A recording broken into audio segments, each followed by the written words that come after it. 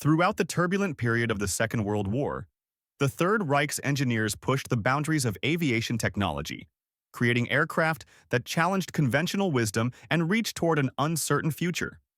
These weren't merely flying machines, they represented the pinnacle of ambitious engineering prowess, sometimes born from sheer desperation. These futuristic war machines were designed for a tomorrow that mercifully never materialized, ranging from massive twin-engine behemoths that dominated the skies at lightning velocity to meteor-like jets that sliced through heavenly clouds. The Reich's technical specialists forged some of the most remarkable and groundbreaking aerial vehicles of their era, concepts so daring that numerous designs remained forever confined to blueprints. These theoretical marvels, whether actualized or not, fundamentally transformed our understanding of aviation's possibilities. Prepare to delve into a realm of extraordinary technology and frantic solutions as we examine 20 of the most astounding aircraft conceived by Nazi Germany during the global conflict. Picture the dawn of blitzkrieg warfare. In the pre-sunrise gloom, engines roar to life with their unmistakable sound. The distinctive and immediately identifiable silhouette belongs to the Heinkel He 111, an unwavering workhorse serving as the Luftwaffe's primary medium bomber.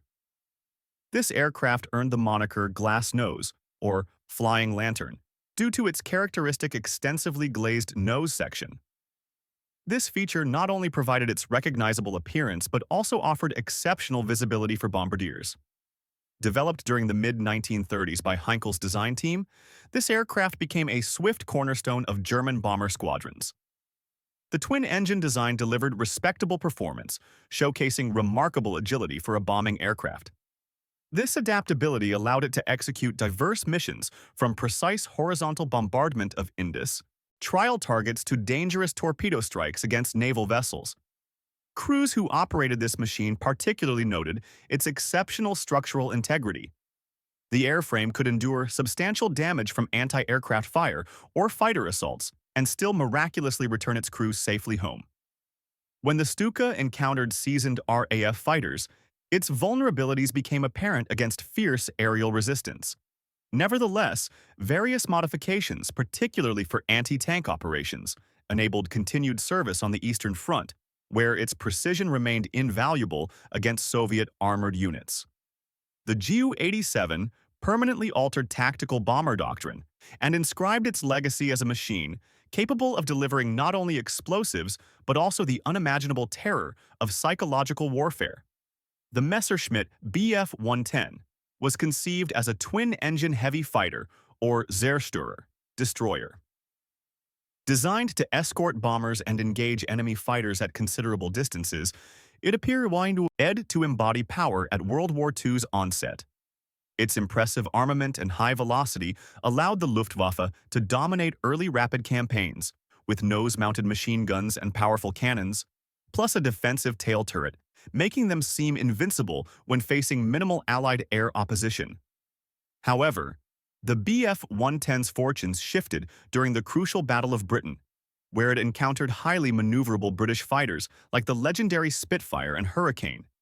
These intense aerial duels exposed its primary weakness, insufficient maneuverability, which proved obvious and fatal in close combat, resulting in severe and unacceptable casualties. This forced the Luftwaffe to urgently reconsider this aircraft's role. Fortunately for the Bf-110, its story continued beyond this setback. Modifications and continuous improvements transformed it into a formidable night fighter equipped with advanced radar technology for its time. In this capacity, it discovered a second existence, see as a genuine hunter of enemy bombers under darkness's cover. Pilots operating various night fighter versions of the Bf-110 stalked Royal Air Force bombers, proving their value repeatedly. Many of the Luftwaffe's most successful aces emerged from Bf-110 night fighter units, achieving hundreds of victories against Allied nocturnal raids. Thanks to these unexpected but desperately needed successes, Bf-110 production continued throughout the conflict, even as newer and more technologically advanced jet designs emerged. This destroyer became a crucial element of the Reich's night defense, symbolizing German aircraft engineering's adaptability when confronting war's evolving challenges. Sleek, swift, and initially underestimated by adversaries, the Dornier Du-17 quickly earned its famous nickname, Flying Pencil, due to its uniquely narrow and slender fuselage. This aircraft was a truly invisible predator of early warfare, capable of penetrating areas where others would have been detected. Originally conceived in the 1930s as a high-speed mail plane, the Du-17 literally transformed overnight into a light bomber when Nazi Germany recognized its enormous military potential. Equipped with a four-man crew, twin powerful engines, and a remarkably streamlined aerodynamic design, the Du-17 excelled at high-speed, low-altitude attacks. It could literally flash over targets and make rapid departures, leaving enemies bewildered. At World War II's beginning, this proved to be an astonishingly effective aircraft. During the Battle of Britain, it participated in daring raids across the English Channel, where its high velocity allowed it to outpace most slower enemy interceptors. Pilots who flew the Flying Pencil praised its excellent handling and impressive versatility, making it a valuable asset.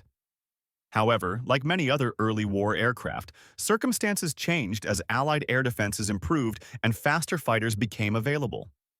With the Du-17's limited bomb capacity, and modest defensive armament, modernization became a serious concern. Updated models attempted to address these issues by installing more powerful engines and increased weaponry, but the original design's inherent limitations persisted. Nevertheless, the Du-17 left an indelible and essential mark on history. Its active presence during blitzkrieg campaigns in Poland, Norway, and France not only inflicted enormous damage on enemies but also determined German strategy of rapid, overwhelming offensive operations. Later, some variants of the Pencil were successfully adapted into night fighters equipped with radar and heavier weapons to intercept enemy bombers.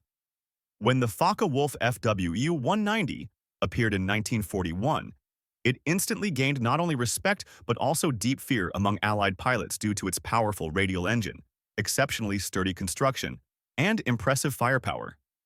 This single-seat fighter quickly became one of Nazi Germany's most fearsome and dangerous aircraft, literally becoming a nightmare for Allied aircrews. The newest German fighter that the British Air Force encountered was the FWU-190, a formidable machine, as British pilots acknowledged, while realizing they faced a deadly new threat nicknamed Butcherbird by the Luftwaffe. Officially designated the Reich, but to the Allies, it quickly became known as the FWU-190 that offered outstanding maneuverability and high-speed climbing, allowing experienced pilots to literally dominate aerial combat, leaving opponents confused. The brilliant Kurt Tank, the designer, strived to create not just a fighter but a truly rugged, powerful, and maximally efficient warplane capable of outperforming older designs. The Luftwaffe's efforts resulted in an aircraft that perfectly combined high velocity, incredible maneuverability for its time, and substantial armament typically consisting of several 20mm cannons and high-powered machine guns. The early versions of the Focke-Wulf 190 Light rally shocked the Spitfire squadrons of the Royal Air Force in 1941, forcing the Allies to urgently develop new and improved tactics and fighter models to counter this new threat. The 1900 was much more than just an air-to-air fighter. Beyond aerial combat, the 190 Focke-Wulf excelled as a fighter bomber. Some variants could carry bombs or rockets, delivering devastating strikes against ground targets. On the Eastern Front, it proved vital for direct support of ground troops. In Western Europe, it became a key element of defense against increasing Allied bombing raids. But over time, despite its outstanding capabilities, production problems, shortage of skilled workers, and the inevitable depletion of its once elite pilot pool undermined its former effectiveness. Nevertheless, even when faced with these challenges, the FU-190 remained the cornerstone of the Luftwaffe until the war's final days. Its unique combination of power, versatility, and intimidating efficiency forever cemented its status as one of the most incredible and significant aircraft created by Nazi Germany. If there's one aircraft that has become synonymous with the Luftwaffe's fighter power, it's undoubtedly the Messerschmitt Bf 109, perhaps the most famous single-engine fighter of the German Air Force. Making its maiden flight in 1935, long before the Global War's outbreak, This lightweight, compact machine powered by powerful Daimler-Benz engines instantly became the steel backbone of the German fighter force. Its sleek, aerodynamic airframe provided outstanding performance in terms of speed, climb rate, and dive characteristics, giving pilots a lethal advantage in early operations and making them masters of the airspace. During the Spanish Civil War, the Bf-109 performed brilliantly. Its successes paved the way for absolute dominance in the skies over Poland, France, and the Low Countries. It easily outclassed many opposing fighters, often scoring effortless victories. However, during the legendary Battle of Britain, it faced fierce duels against equally formidable Spitfires and Hurricanes, which revealed both its undeniable strengths and some limitations, particularly the Bf-109's short range, which seriously hampered missions over England and the English Channel. As the war progressed inexorably, new variants of the Bf-109 were introduced, equipped with more powerful engines and heavier armament, designed to fulfill specialized roles. Some became high-altitude interceptors capable of operating at great altitudes, while others were converted to fighter bombers for ground attacks. On the Eastern Front, countless Luftwaffe aces, including their greatest ace Erich Hartmann, scored staggering numbers of victories in the Bf-109. Production of this aircraft continued in colossal quantities throughout the war, making it one of the most mass-produced fighters in aviation history. The Bf-109 wasn't just a symbol of German air power. It was a living legend, a machine that constantly evolved to meet the changing demands of humanity's most significant conflict, forever inscribing its name in the pantheon of great combat aircraft. The Heinkel He-177. Grief was essentially the only long-range heavy bomber that Nazi Germany managed to achieve mass production. Conceived with the ambitious goal of fulfilling a dual role both as a strategic bomber, capable of striking targets deep behind enemy lines, and as a dive bomber, it faced a truly diabolical problem. During its development, this dual requirement led to a highly problematic design, mainly because of the coupled engines, which were essentially twin engines driving a single propeller. This solution constantly caused overheating and, even worse, frequent and catastrophic in-flight fires. Despite these seemingly paralyzing shortcomings, the He-177 occasionally showed glimpses of its enormous potential. Capable of carrying a colossal bomb load over truly impressive distances, it was designed to strike deep behind enemy lines, becoming a sort of long-range arm of the Luftwaffe. When all its complex systems functioned correctly, its speed and range impressed crews, giving them hope for successful mission completion. But recurring, almost chronic engine problems made it challenging to maintain and ridiculous for a strategic bomber. The demands for dive bombing capability made it notoriously unreliable. Many pilots who flew it nicknamed it the Flaming Coffin due to their fear of accidental and unpredictable fires that could erupt at any moment during flight, turning the aircraft into a flaming torch. Yet despite this terrible reputation, Luftwaffe leadership persisted in producing later versions with improved engine installations and more efficient cooling systems. Fire hazards were significantly reduced, thereby improving overall flight safety.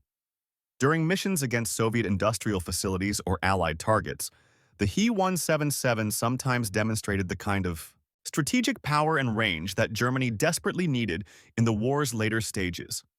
However, by the time the He-177 was finally ready for large-scale operations, the war's course had already turned irrevocably against the Reich.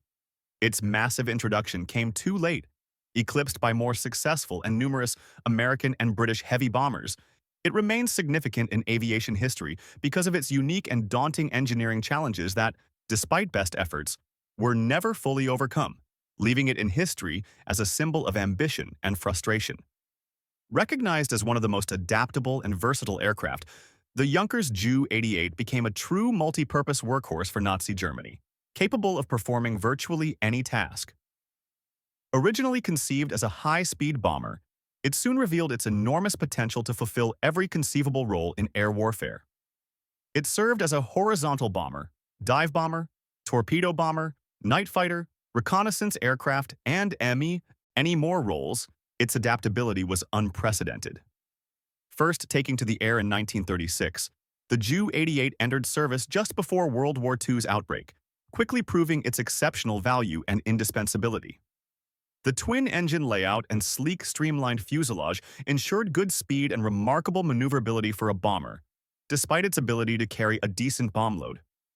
It could also make steep dives, though not as dramatically as specialized dive bombers like the Stuka. As the war inexorably escalated, engineers continued to continually refine the Ju-88's design, creating countless variants for a wide variety of missions. This included modifications for anti-ship missions in the Atlantic, where it hunted Allied convoys, or for night fighting against Royal Air Force bombers defending Reich skies. On the Eastern Front, Ju-88s attacked Soviet defense lines, key railroads, and supply depots, playing a decisive role in ground operations. In Western Europe, they formed an essential part of the Luftwaffe's defensive efforts. Some specialized Ju-88 models were equipped with advanced radar systems that allowed them to track down Allied bombers even under moonless skies. Crews generally appreciated the aircraft's controllability and payload capacity. However, it faced increasing resistance as Allied fighters evolved. Due to constant adaptation and modernization, the Ju-88 remained an absolutely indispensable asset to the Luftwaffe until Germany's final surrender, becoming one of the most recognizable and universal symbols of German air power. Imagine a small tailless machine with razor-sharp wings hurtling through the sky at speeds unmatched by any other aircraft of the era. This is the Messerschmitt Me 163 Comet, the world's first and only operational rocket-powered interceptor. It looked like something straight out of a science fiction novel a decade ahead of its time. The Comet launched from Earth at a truly colossal rate of ascent, gaining altitude faster than any Allied interceptor. Its powerful yet highly unstable liquid-fueled rocket engine provided astonishing thrust. But this phenomenal speed came at a steep price. The plane had only a few minutes of rocket-powered flight time before its extremely volatile rocket fuel ran out, forcing the aircraft to become a glider and perform an unpowered descent. Designed by the genius Alexander Lippisch, the Me 163 was intended to defend German skies from massive Allied bomber raids. The concept was unbelievably daring. The fighter was supposed to instantly take off, literally exploding into the sky, sweep through bomber formations at extreme speeds, delivering lethal blows, then glide back to landing on retractable skis, practically on its belly. In practice, this radical approach created serious, sometimes fatal problems. The danger of the fuel mixture, which was extremely corrosive and unstable, led to frequent ground accidents and fires. The short window of opportunity significantly reduced effectiveness against nimble Allied fighter escorts. Although the Comet reached impressive altitudes, its high-speed attacks often gave pilots only fractions of seconds to aim their powerful cannons. Many pilots never managed to deliver fatal blows before being forced to turn away. Additionally, landing on retractable skis at high speeds was extremely dangerous and required utmost skill. Despite limited combat success and numerous difficulties, the innovative nature of the Me 163 forever secured its place among Nazi Germany's most incredible and daring aircraft in World War II. It heralded the jet age and demonstrated what human genius could accomplish, even in the most desperate circumstances. The high-altitude evolution of the famous Focke-Wulf Fu-190 fighter, the Ta-152, took Kurt Tank's proven and successful design to an entirely new level. This aircraft was the epitome of the desire to push piston engines to their absolute limits. Extended wings, a pressurized cockpit, and a powerful two-stage supercharged engine provided exceptional performance, even at altitudes exceeding 10,500 meters. It could theoretically intercept Allied bombers at altitudes beyond the reach of any other Luftwaffe fighter aircraft of the time. The Ta-152 appeared at the front very late in the war. Only a handful participated in actual combat operations.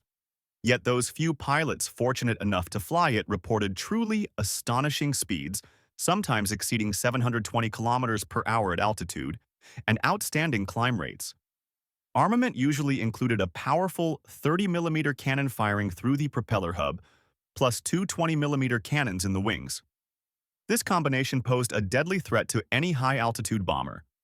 Despite its superior performance, The complex engine and pressurization system required careful and trained pilots capable of fully utilizing its capabilities. In the growing chaos of wartime, severe fuel shortages, constant production, line disruptions, and continuous bombing raids on airfields further restricted the TA-152's availability. However, due to its late introduction and low numbers, it had minimal impact on the war's outcome. The Ta-152 was a vivid testament to Germany's relentless pursuit of technological superiority. Test flights conducted by the Allies with captured samples fully confirmed it was the highest-performing piston fighter of the era, cementing its reputation as one of World War II's most advanced piston fighters. Conceived under the desperate name Volksjäger, People's Fighter, the Heinkel. Ha-162 Salamander was Nazi Germany's last feverish attempt to develop a cheap, lightweight jet-powered interceptor in record time. This aircraft was the living embodiment of the hopelessness and despair that engulfed the Reich at war's end. Made primarily of wood due to critical material shortages and designed to be flown by hastily trained pilots from the Hitler Youth, it emphasized Germany's catastrophic condition at the conflict's end. Despite minimal development time, the He-162s were characterized by remarkably compact and streamlined fuselages, with a single BMW turbojet engine mounted above, which boasted impressive speed for such a small and simple machine, potentially capable of reaching speeds over 800 kilometers per hour. However, such production haste led to numerous fatal flaws and structural weaknesses in the wooden components, often resulting in crashes. Inexperienced pilots found its handling extremely complex and treacherous, especially during takeoff and landing. However, experienced test pilots noted the aircraft's excellent maneuverability when airborne. In capable hands, it posed a real threat to Allied bomber formations, but very few He-162s saw actual combat. They arrived too late and in too limited numbers to have any real impact on the war's course. Salamander-equipped units never reached operational readiness before Germany's surrender. The Salamander symbolizes dual nature. On one hand, an example of innovative, bold engineering. On the other, a poignant reminder of a once formidable but now war-torn regime's complete collapse. It stands among the most incredible but also most desperate attempts to create a combat aircraft by Nazi Germany in World War II. This aircraft looked like it had stepped off science fiction novel pages, a decade ahead of its time. The Horten Ho-229's radical flying wing design demonstrated the ingenious Horten brothers' futuristic thinking. In keeping with the Reich's irrepressible desire to create faster, more efficient, and elusive aircraft, this prototype utilized unique, sleek blended-wing aerodynamics to maximize drag reduction. Some modern analysts even claim it possessed primitive but effective stealth characteristics against early radar systems due to wood and carbon materials that poorly reflected radio waves. Equipped with two turbojet engines cleverly hidden inside the wing roots, the Ho-229 promised truly astonishing speed. The design lacked traditional tail surfaces, relying instead on combined elevons, ailerons, and rudders, along with separate rudder controls built into the wings for complete control. Only a few prototypes were built, and testing was extremely limited due to war's chaos. Nevertheless, the project attracted considerable personal interest from high-ranking officials, desperate to find a jet aircraft that could not only outrun but also become invisible to Allied interceptors. Although the Ho-229 was never fully realized as a combat machine, it remains one of Nazi Germany's most incredible and visionary aircraft in terms of concept and technological breakthrough. After the war, the Allies, particularly the Americans, seized partially built examples and scrutinized them thoroughly, leading to countless speculations about what might have been if development had continued. Some experts speculate that at high altitudes, given its speed and low radar signature, it could have proven a truly formidable and nearly elusive adversary. A severe shortage of resources, combined with constant bombing and rapid deterioration of the strategic situation at the fronts, prematurely terminated the Ho-229 program. But its legacy lives on. It has forever written its name in history as a daring experiment that foreshadowed an entire era of stealth aircraft and became inspiration for many post-war designs. The story of these remarkable aircraft represents both the pinnacle of engineering achievement and the depths of wartime desperation. From conventional bombers that terrorized early war skies to revolutionary jet fighters that pointed toward aviation's future, Nazi Germany's aircraft development program pushed technological boundaries in ways both brilliant and tragic. These machines, whether successful or failures, forever changed our understanding of what was possible in the skies, leaving an indelible mark on aviation, history that continues to influence aircraft design to this day.